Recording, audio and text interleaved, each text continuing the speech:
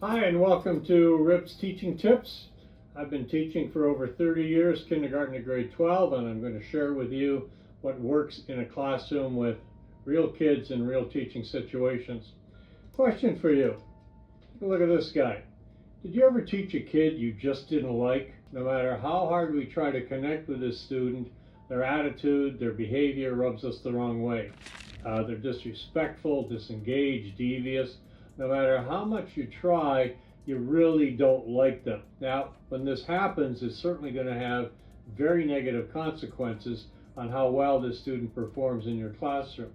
What can you do in situations like this? One strategy that works very effectively for me is what I call the positive word strategy. It's quick and simple. What I do is write one positive word or short phrase about that particular student at the end of each day, back at the cover of my plan book or whatever, someplace that's private. That's it. Then at the beginning of each school week, read your list.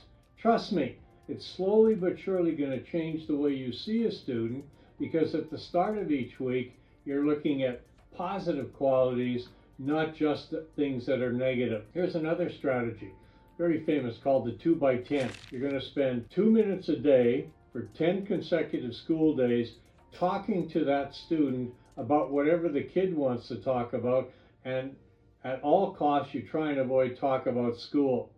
It's going to change your relationship. I remember reading some research on this, and one of the kids was asked after this happened, "You seem to have changed. What's gone on?" The kid says, "I don't know. The teacher suddenly seems to give a damn." It changes you and it changes the kid. Certain things happen when you use these strategies. It prompts you to find the positive in the kid, not just focusing on the negative.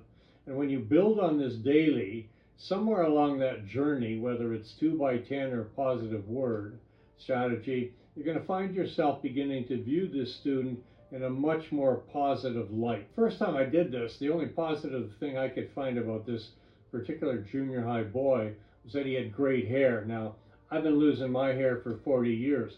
I appreciate a good head of hair on someone else. So the first day I complimented him on his hair in person. Told him if hair like his could be bought and sold and implanted, I'd pay him 10 grand for his. He was shocked at this. And he smiled at the compliment and thought about the money. He retorted, "Yeah, for you I'd charge 20,000.